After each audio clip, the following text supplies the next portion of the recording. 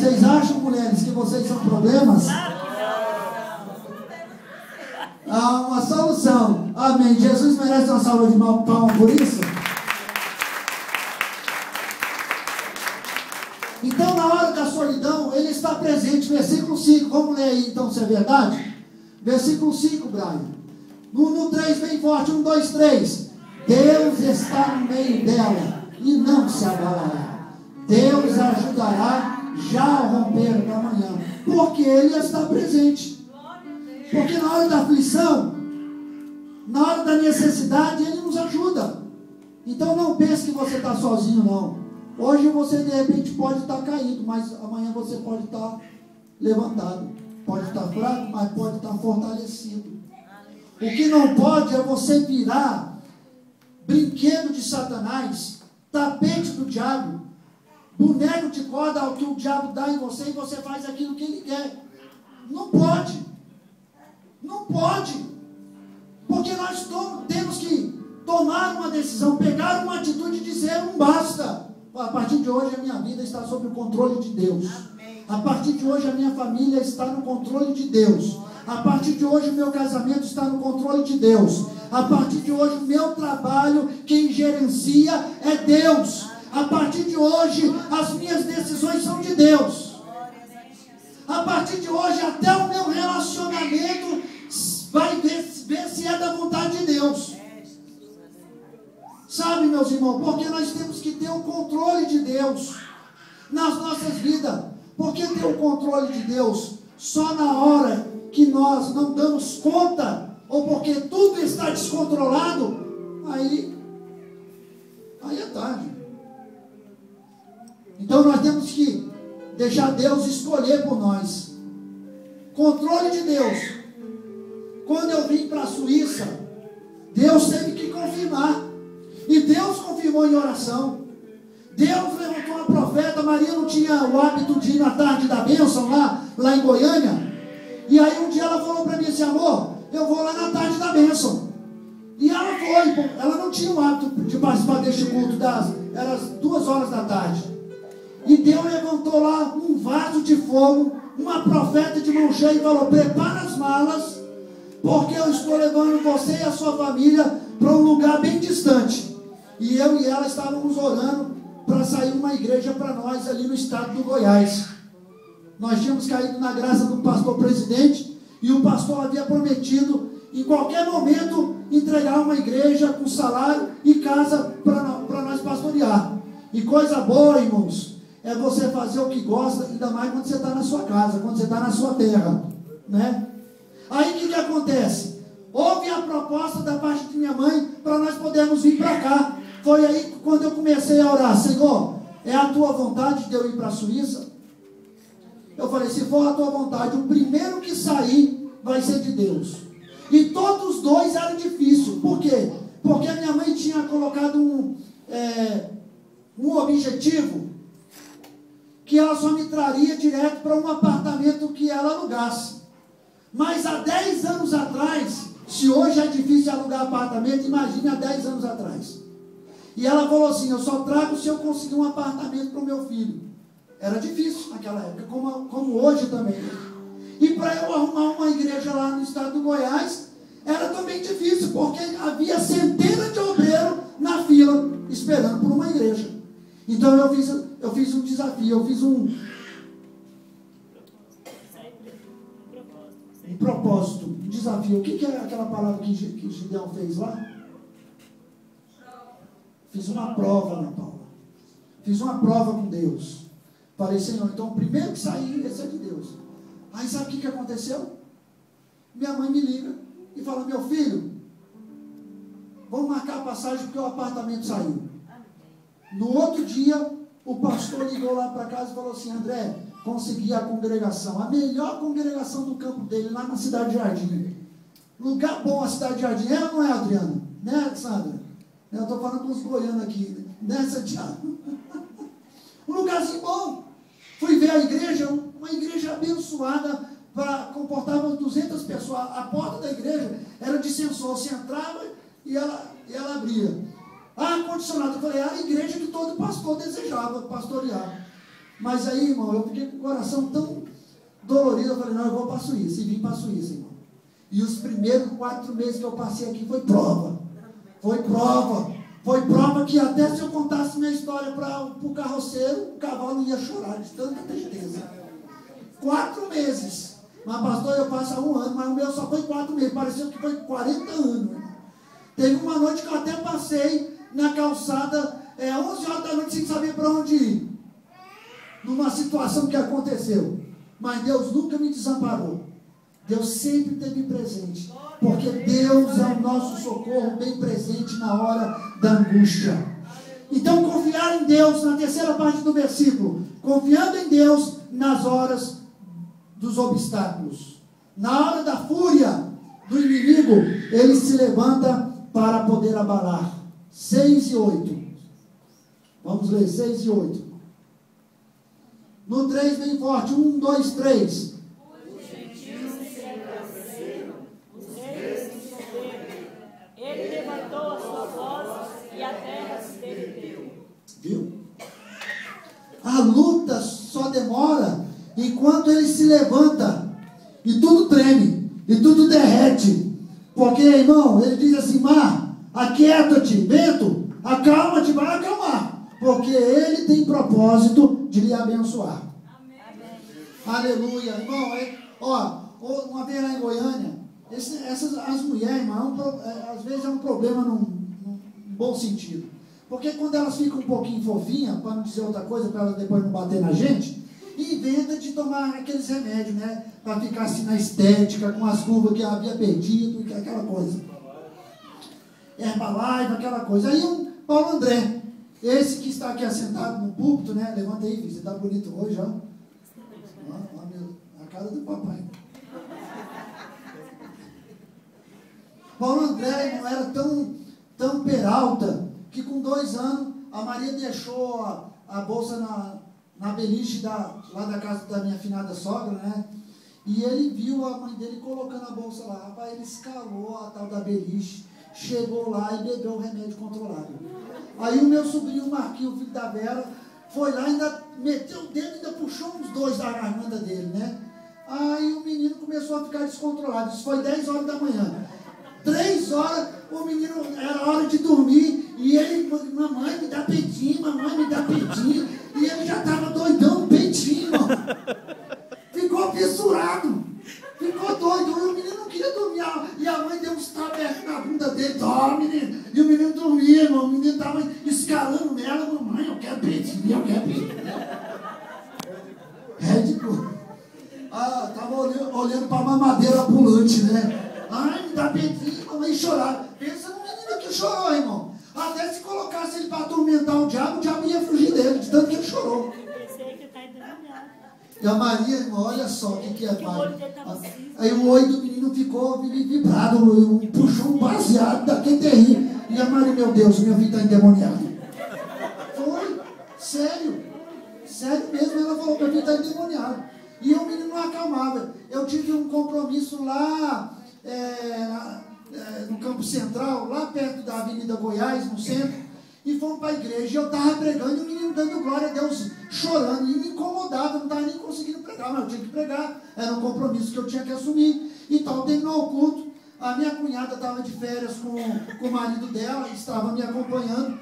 Depois do culto, o pastor que me convidou, pegou ele no braço, e olhou nele e falou assim, foi lá atrás, ele pensou assim, vou orar, e esse mal vai sair, né? Ele foi lá atrás com o menino, não sei o que ele fez com o menino voltou no cochilo chorando mais 2 vezes a mais. Eu falei, pastor André, isso está errado, corre para o hospital. Resumindo bem a história, eu corri lá para o tal do Hugo. É Hugo? É o Hugo, irmão. Não é esse Hugo aqui não, é o Hugo de lá. Porque lá é uma carniça só, não é, meus irmãos? Cheguei lá, meu Deus, eu não consegui entrar, entrou só a mãe. E aí falou lá para as enfermeiras, a enfermeira olhou grande para ela. Elas discutiram entre elas e falaram assim, não tem mais jeito. Não, foi no médico que fazia a lavagem. Lavagem. Não tem. Como é que vai fazer uma lavagem? Foi de manhã e 11 horas nós demos a entrada. Então, a química já estava mesmo no sangue. Então aí quando eles discutiram, falou, não tem mais jeito. Isso já era para esse menino aí. A Maria não acreditou. Aí o médico falou, o pai dele está lá, manda chamar, porque e tal. Na época eu trabalhava na parte das ambulâncias, o irmão que morava lá na rua da casa de vocês, como era o nome dele? Irmão Onofre.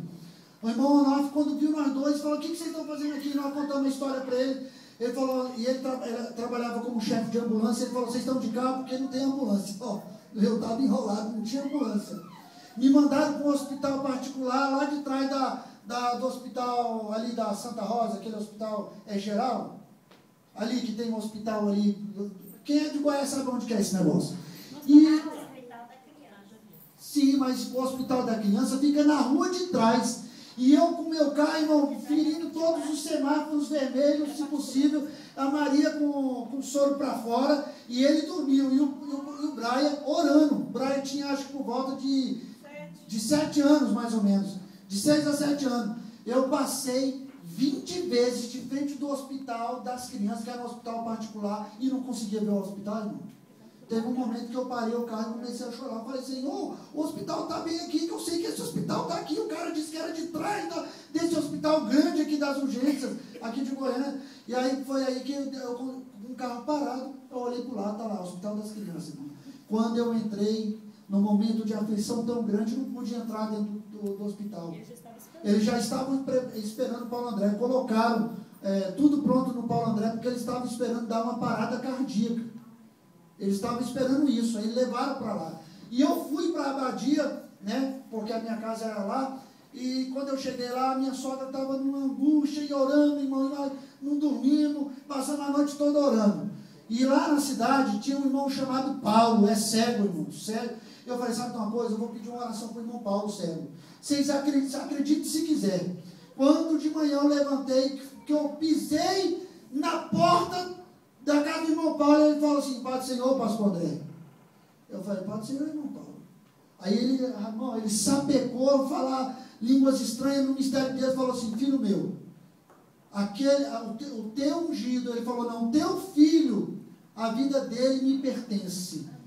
A vida dele está comigo. Isso aí é simplesmente para que o nome seja glorificado.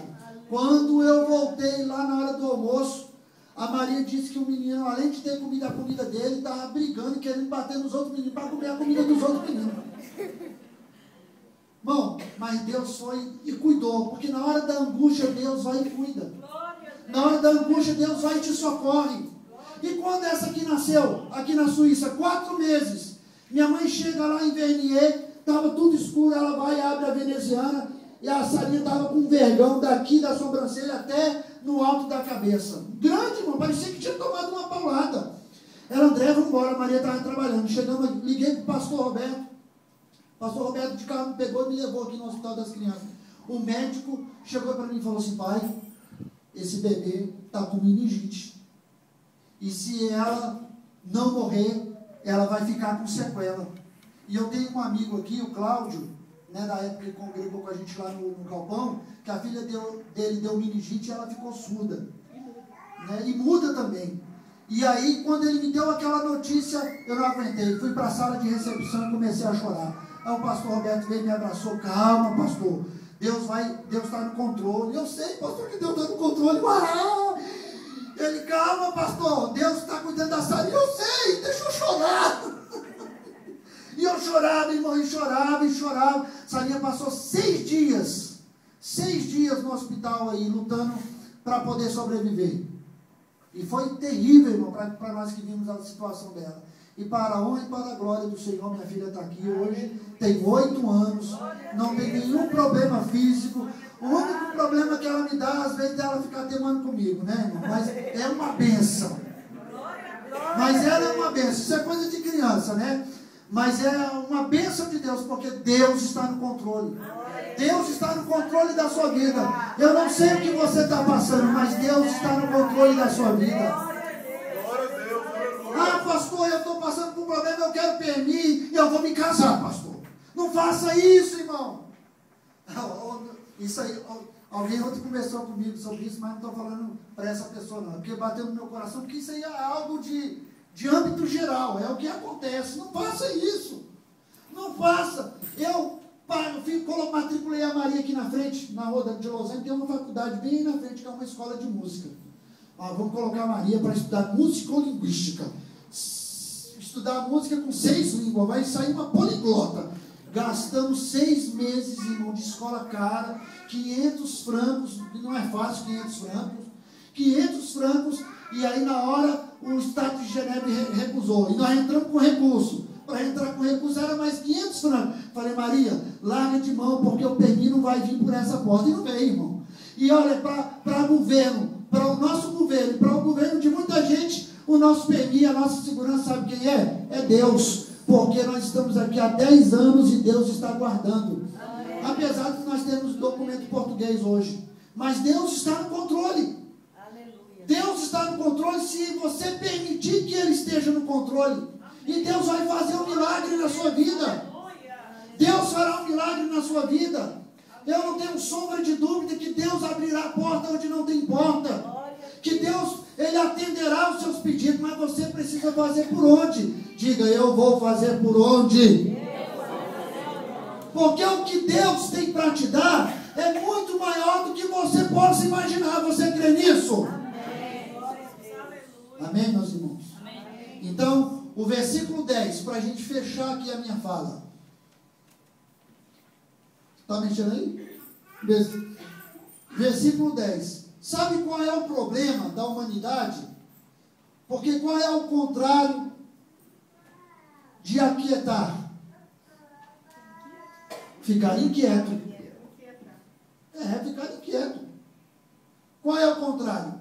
É ficar inquieto. O mal do ser humano é ficar inquieto. E aí, quando ele fica ansioso, inquieto, ele quer fazer coisas que no momento não seria aptos a fazerem, que não seria bom a fazer. E aí, ele faz coisas que vai trazer consequências sérias para ele. Então, Deus está dizendo aí, aquietai-vos e aquietai-vos. Aquietai-vos e aquietai-vos. Diga para o seu irmão, aquietai-vos. Diga para o seu irmão, fica quietinho no seu lugar. Porque Deus está no controle. Diga, Deus está no controle. E sabeis que eu sou Deus. Então o seu problema, além de você ser vitorioso, ele será exaltado. Eu serei exaltado sobre toda a terra. Você pode bater palma bem forte para Jesus? Então me permita fazer uma oração por você e coloque a mão na sua cabeça, por favor, no nome de Jesus. Senhor, a tua palavra foi ministrada nessa hora e eu quero te pedir no nome do Senhor Jesus Cristo que o Senhor venha, Pai, ministrar a tua palavra no coração do povo, de maneira, meu Pai, que eles possam se levantarem como uma bênção na tua presença, Senhor.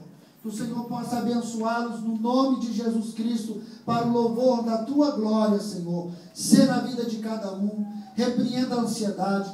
Repreenda, Senhor, ó meu Pai, tudo que incomoda os teus filhos. Que a tribulação venha gerar, ó Senhor, paciência, perseverança e experiência. Ser na vida do teu povo nesta hora, no nome de Jesus Cristo. Amém. Vamos ficar de pé?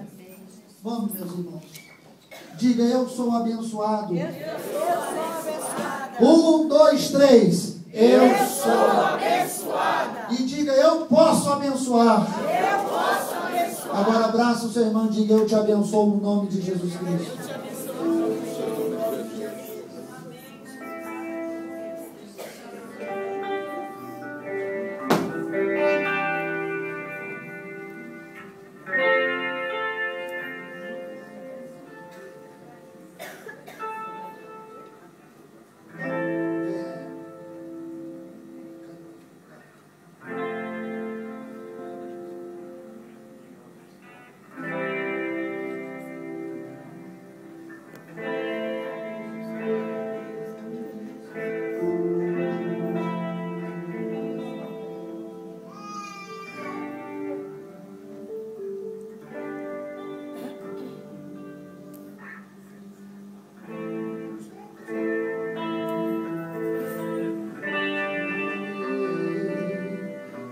Olha para mim.